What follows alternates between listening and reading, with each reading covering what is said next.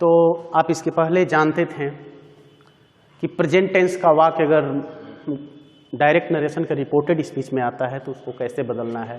मतलब direct narration जब रहता था तो उसमें रिपोर्टेड स्पीच का वाक्य अगर प्रेजेंट टेंस से संबंधित रहता था तो उसको पास्ट टेंस में चेंज करते थे। फिर आपको हमने अगले दिन बताया कि पास्ट टेंस का अगर वाक्य आता है तो उसको कैसे बदलेंगे, तो वो आपको चार्ट हमने बताया था। फिर कुछ अन्य सहायक क्रियाओं में परिवर्तन बताया था, जैसे विल को वुड में, सेल को शुड में, कैन को कुड में, मे को माइट में। ये 3 चीज मैंने बता दिया था।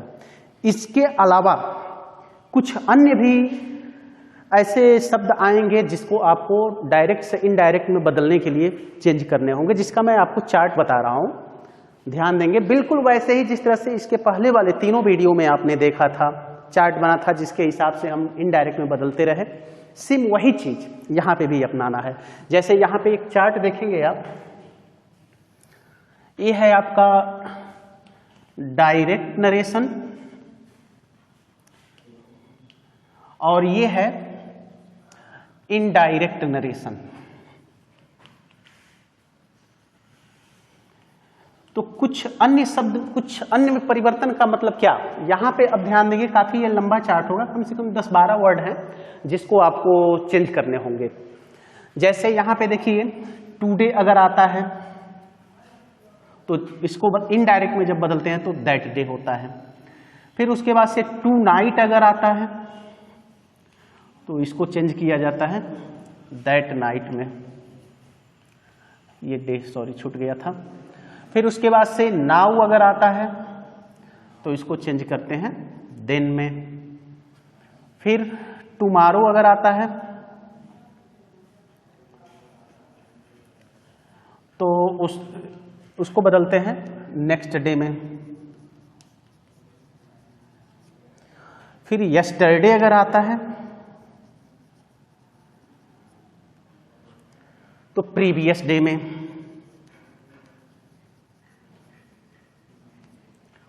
फिर अगर कम आता है तो उसको गो में। फिर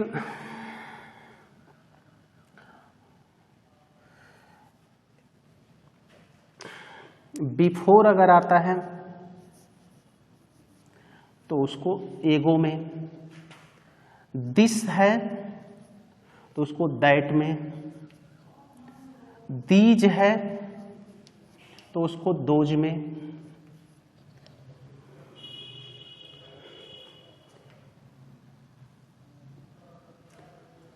और भी जो है एक दो कुछ वर्ड ऐसे हैं जो आते हैं तो उसको परिवर्तन किया जाता है।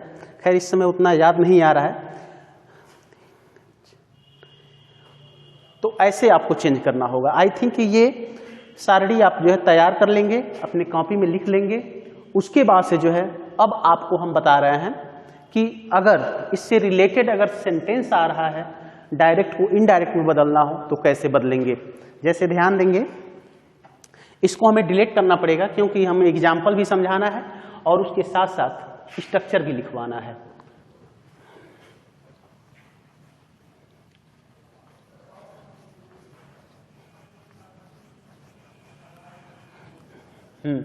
आइए आपको हम बता दे रहे हैं कि स्ट्रक्चर के माध्यम से समझना होगा आपको। जैसे यहां पे हमने स्ट्रक्चर लिखा जिसमें आप लिखेंगे आरवी का सब्जेक्ट, फिर सेड या टोल्ड, फिर आरवी का ऑब्जेक्ट, फिर दैट, फिर रिपोर्टेड स्पीच का वाक्य, टेंस, केस और प्रोनाउन में परिवर्तन अनुसार। ये आपका स्ट्रक्चर हो गया। अब जैसे यहां पे एक एग्जाम्पल हम देखेंगे,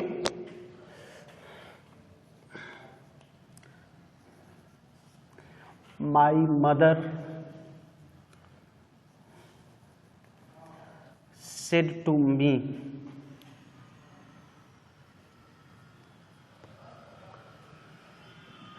my mother said to me। अब ये यहाँ पे वाक्य है you can do this work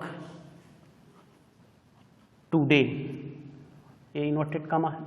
ऐसे वाक्य दिया गया रहेगा जिसको हमें चेंज करना होगा इनडायरेक्ट नरेशन में। डायरेक्ट नरेशन का ये वाक्य है, इनडायरेक्ट में बदलना है आपको। तो देखिए बड़ी आसानी से चेंज हो जाएगा। जो अभी हमने चार्ट लिखवाया था, आई थिंक ये आपने जो उस दिन नोटिस किया होगा, उसी के अकॉर्डिंग बदलना है। इसके पहले वाले स्ट्रक्चर में बताया था कि अगर यहाँ पे ऑब्जेक्ट रहता है तो सेट को टोल्ड में बदलते हैं। आपको मेन फोकस जो है यहाँ स्ट्रक्चर पे करना है। आरबी का सब्जेक्ट यानी कि माई मदर, सेट को बदलेंगे टोल्ड में, क्योंकि यहाँ ऑब्जेक्ट है। अगर ऑब्जेक्ट नहीं रहता तो सेट में कोई चेंजिंग नहीं होता। फिर आरबी का ऑब्जेक्ट मतलब मी, इन्वर्टेड कॉमा हटाने के लिए दैट का प्रयोग करेंगे, यहाँ पे स्ट्रक्चर में लिखे हुए हैं। फिर रिपोर्टेड स्पीच का वाक्य टेंस, केस और प्रोनाउन में परिवर्तन अनुसार। तो यहाँ पे यू है तो यू सेकंड पर्सन प्रोनाउन है, यानी कि सेकंड पर्सन प्रोनाउन का मतलब इसको बदलेंगे टू मी के अनुसार। तो टू मी जब यहाँ पे आएगा तो हो जाएगा आई। अब इसके पहले वाले वीडियो में हमने बताया था कि जैसे सेल को शुड में, कैन को कुड में, मे को माइट में, ऐसे बताया गया था। सेम वही चीज यहाँ पे देखिए, कैन आया हुआ है तो कैन को चेंज करेंगे कुड में। फिर उसके बाद से डू, यहाँ पे दिस आ गया ना दिस, तो दिस को हमने अभी चार्ट में लिखवाया था, दिस को बदल लेंगे दैट में। फिर वर्क, फिर टुडे आ गया है तो टुडे को हमने क्या बताया है, टुडे को बदल लेंगे दैट डे में। बस ऐसे ही आपको चेंज करना होगा। एक एग्जांपल और समझिए आप, जैसे the teacher said to his student,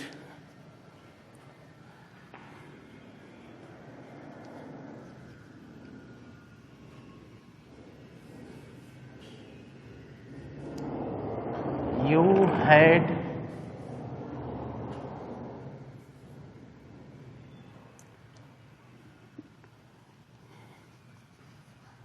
composed a poem yesterday। दूसरा सेंटेंस है, the teacher said to his student you had compose, sorry यहाँ पे थर्ड फॉर्म रहेगा ऑब्जेक्ट का, क्योंकि यहाँ पे हैड है तो हैड के साथ वर्ब हमेशा थर्ड फॉर्म में रहती है। तो कंपोज को कंपोज कर दिए हैं। You had composed a poem yesterday, इसका हिंदी हो जाएगा कि मतलब अध्यापक ने अपने विद्यार्थी से कहा कि तुम कल अपना कविता पूरा कर चुके थे या लिख चुके थे। तो इसको अब चेंज करेंगे तो यहां हो जाएगा द टीचर सेड, यहां पे ऑब्जेक्ट आया हुआ है तो इसको चेंज कर देंगे टोल्ड में। फिर ये हो जाएगा हिज स्टूडेंट। अब क्या करेंगे, इन्वर्टेड कॉमा हटाने के लिए दैट, फिर यहाँ पे यू आ गया संयोग बस देखिए। तो ये सेकंड पर्सन प्रोनाउन तो बदलेगा टू स्टूडेंट के अनुसार, तो स्टूडेंट बस एक ही है। तो कोई नाम अगर होता है और यहाँ पे यू रहता है तो उसको चेंज करते हैं ही या सी में, तो ये चेंज हो जाएगा ही में। अब उसके बाद से अब ये हैड है तो आपको बताया गया था कि अगर वाक्य present perfect tense, past perfect tense से संबंधित है तो उसमें कोई चेंजिंग हम नहीं करते हैं, जैसे रहता है वैसे ही रख देते हैं। तो ये हो जाएगा हैड, फिर ये composed A poem,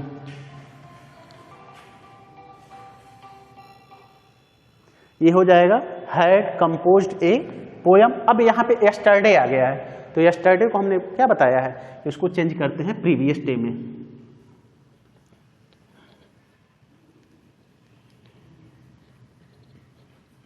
I think ये आपको पूरा समझ में आया होगा।